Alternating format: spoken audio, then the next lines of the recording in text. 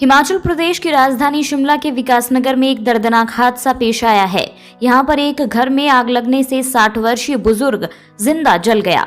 हादसा गुरुवार सुबह करीब 4 बजे पेश आया। आग इतनी भयंकर थी कि व्यक्ति को बाहर निकालने का मौका भी नहीं मिल पाया। घर के अंदर पूरा सामान भी जलकर राख हो गया। जब तक आग पर काबू पाया जाता तब तक बुजुर्ग आधे से ज्यादा झुलस चुका था। आग लगने के कारणों का अभी तक पता नहीं चल पाया है। बुजुर्ग की पहचान किशोर बजाज के रूप में हुई है। बुजुर्ग घर में अकेला ही रहता था। उसकी पत्नी की कुछ समय पहले मौत हो चुकी है और बेटा जेल में है। जिस फ्लैट में आग लगी वो 4 मंजिला है। हादसा पहली मंजिल में पेश आया। स्थानीय लोगों ने घर से धुआं निकलता देखा तो तुरंत इसकी सूचना अग्निशमन विभाग को दी। विभाग की गाड़ियां तुरंत घटनास्थल पर पहुंची और आग को तो बुझा लिया, लेकिन बुजुर्ग को नहीं बचा सके। पुलिस ने शव को कब्जे में लेकर पोस्टमार्टम के लिए अस्पताल भेज दिया है।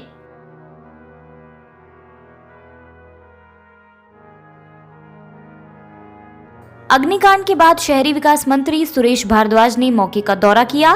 सुरेश भारद्वाज ने आगजनी की इस घटना में हुई बुजुर्ग की मौत पर दुख प्रकट किया। उन्होंने कहा कि अग्निशमन विभाग को जैसे ही सूचना मिली तो टीम तुरंत मौके पर पहुंची और आग पर काबू पाया, लेकिन दुर्भाग्यवश बुजुर्ग की जान नहीं बचाई जा सकी। शहरी विकास मंत्री ने बताया कि इस घर में बिजली भी नहीं थी। ऐसे में किसी को अंदाजा भी नहीं था कि कोई व्यक्ति अंदर है। बुजुर्ग का शव बाथरूम में मिला है। ऐसे में अब ये व्यक्ति बाथरूम में आग लगने से पहले मर गया था या अग्निकांड के बाद उसकी मौत हुई, ये जांच का विषय है। उन्होंने कहा कि पुलिस मामले की छानबीन कर रही है।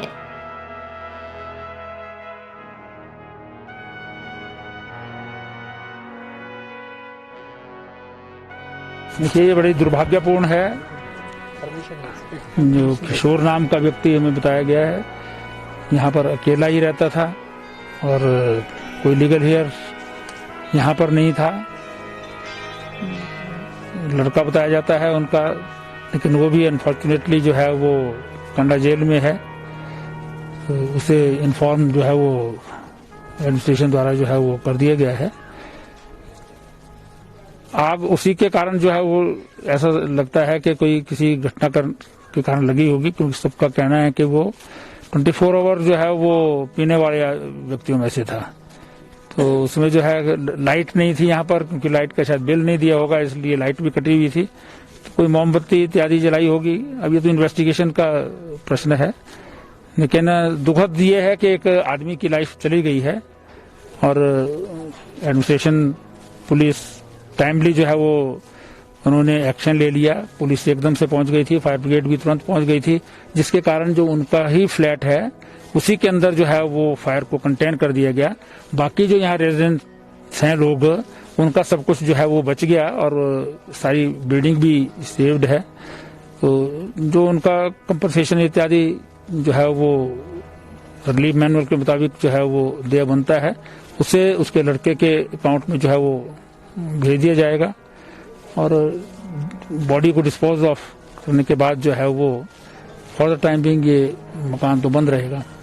आपके स्थानीय लोगों से बातचीत हुई कि लगभग कितने बजे आग लगी है कुछ? हाँ, लगभग ये बता रहे हैं 4 बजे के लगभग जो है और यहाँ से सूचना जो है वो फायर ब्रिगेड को भी और पुलिस को भी दी गई। तुरंत जो है वो 5-7 मिनट के अंदर ही यहाँ पर जो है पुलिस पहुंच गई थी, फायर ब्रिगेड भी पहुंच गई थी। इसीलिए संभव हो पाया है कि इस फ्लैट के अंदर ही जो है वो आग को रोक पाए। लेकिन क्योंकि ये जानकारी नहीं थी कि अंदर कोई व्यक्ति है और वो सफोकेशन में ही लगता है कि सफोकेशन के कारण ही अंदर है, क्योंकि बॉडी जो है वो बाथरूम में दिखाई दे रही है। तो बाथरूम वो पहले से गया था या बाथरूम दरवाजा खोलने के चक्कर में गया है, ये तो इन्वेस्टिगेशन का सवाल है। लेकिन तुरंत जो है वो फायर ब्रिगेड द्वारा जो है वो कार्रवाई करने से सारी की सारी बिल्डिंग और जो पूरी कॉलोनी है उसमें कोई और नुकसान नहीं हुआ। केवल मात्र इस ही फ्लैट के अंदर जो है वो आग लगी और इसी फ्लैट में उसे को कंटेन कर दिया गया।